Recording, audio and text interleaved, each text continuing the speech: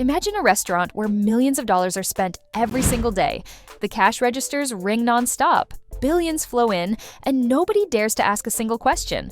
That's exactly why these places become both the playground of the wealthy and the center of dark allegations. He began as a poor butcher, but in the blink of an eye, he turned into a global sensation that took the world by storm. His name? Nusret Gökçe, better known as Salt Bae. But fame didn't just bring fortune, it unleashed scandals, attacks, and dirty rumors. Who could forget the 2022 World Cup final when Salt Bae stormed the field, grabbed the sacred trophy, and shamelessly posed with the champions? Even FIFA president Gianni Infantino, once a guest at his restaurant, was so embarrassed he unfollowed him on Instagram, and then FIFA officially banned Salt Bae from every future event. His empire of fame was starting to crack. In Istanbul, his restaurant was attacked twice in a single month, igniting rumors about his dark side. Once praised by football legends and Hollywood stars, today he's almost invisible. Is it because he no longer needs the spotlight, or because his secrets are finally catching up with him? This is the story of a poor butcher who rose to global fame and the darkness that came with it. Nusret Gökçe was born in 1983 into a poor coal miner's family. At just 13, he left school and moved to Istanbul to help support his family. There, he began working as a butcher's apprentice, long days that often stretched to 20 hours, 7 days a week. His dedication and passion kept him going, and for more than 14 years, he worked in butcher shops across Turkey, building the foundation of the brand the world would one day know as Salt Bae. In 2009, with the last of his savings and $500 borrowed on his credit card, he flew to Argentina.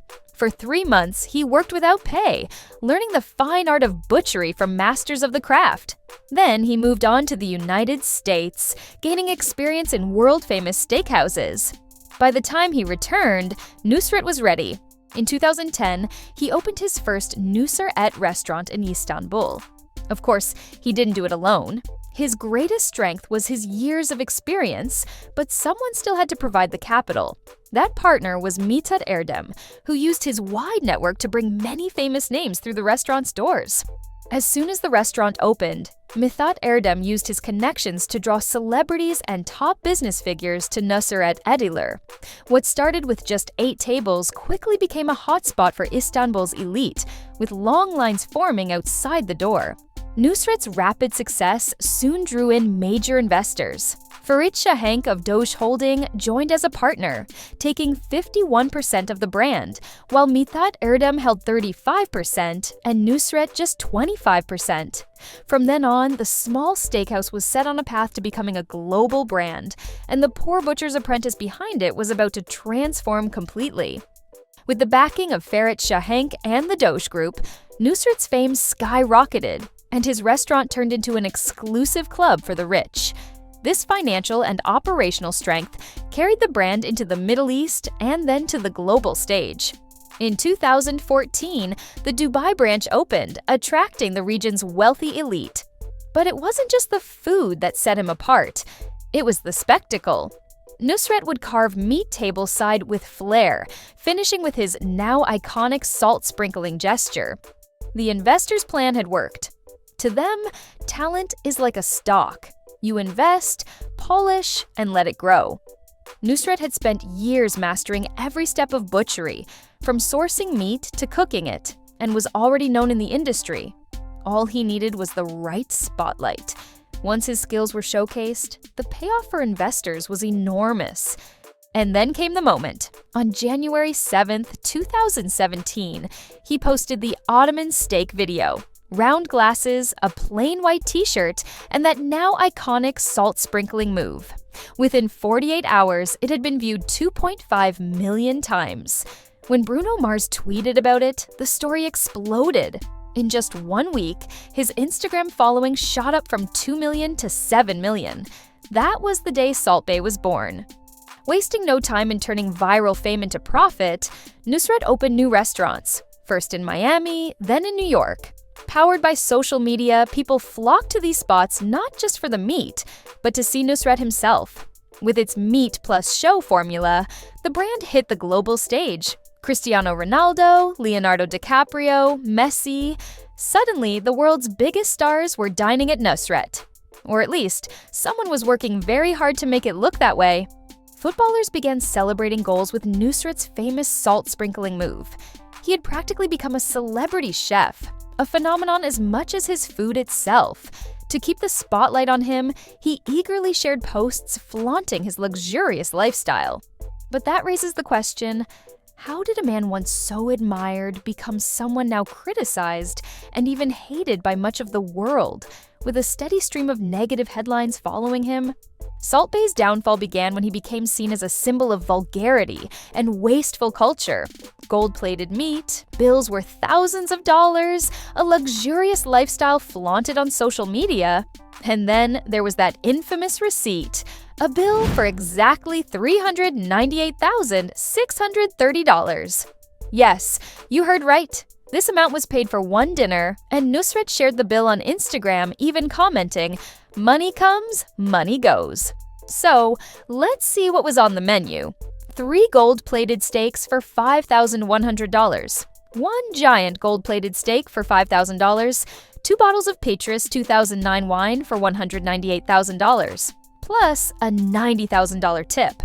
What would you do with that tip money? In a world where income inequality keeps widening, this kind of excess was bound to spark outrage. In 2019, a more serious crisis hit. 4 waiters at the New York branch accused Nusret of withholding tips and unfairly firing staff. He initially denied the allegations, but by early 2020, he was forced to pay $230,000 in compensation. Then, in 2023, Business Insider interviewed 9 former employees from 6 different restaurants. They all said the same thing. Working there was like the Hunger Games. Employees lived in constant fear of being fired. And for women, the treatment went even further. Elizabeth Cruz, a bartender in New York, claimed her manager ordered her to wear revealing outfits. After she reported being harassed and asked to change, she was fired just days later. Now, if that's not discrimination, what is? But the event that truly finished him came during the 2022 World Cup final. On December 18, 2022, Argentina defeated France and Qatar to lift the trophy. Somehow, Salt Bae managed to obtain special accreditation and forced his way onto the field, trying to join the Argentine players in their celebrations. Footage captured by cameras showed Nusret approaching champion players and tugging at their arms, particularly chasing after star footballer Lionel Messi and insisting on taking a photo with him. Moments when Messi rebuffed him twice, but was forced to take a photo with him on the 3rd attempt went viral on social media. The incident sparked a worldwide wave of outrage online. Famous sports commentators and fans blasted Nusret as a show-off who thought he was the center of attention. FIFA was forced to step in, issuing a statement and banning him from official events. To many, his behavior was seen as disrespectful to the universal joy of football. That moment marked the beginning of the fall of the Salt Bae legend. 2023 was a year of both setbacks and risky challenges for Nusret. First, he was forced to close several of his U.S. restaurants due to poor sales. Then, his massive Riyadh branch also shut down. In London, his restaurant officially lost half its profits, dropping from £3.3 million to just £1.7 million. However, the most significant event of that year was a series of shootings targeting his Istanbul restaurant, 3 separate attacks over just 5 months. In each case, individuals on motorcycles fired bullets at the restaurant's windows. Fortunately, no one was injured. News reports claimed that a gang known as the Daltons was behind the attacks.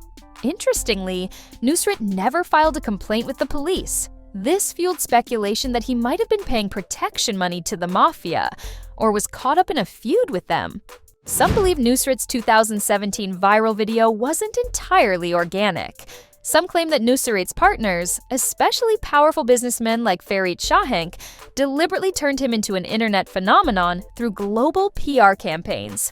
According to this view, celebrities like Bruno Mars didn't share Nusret by chance, but as part of behind-the-scenes deals. So, what do you see? A self-made entrepreneur who rose from nothing, or a carefully crafted global project?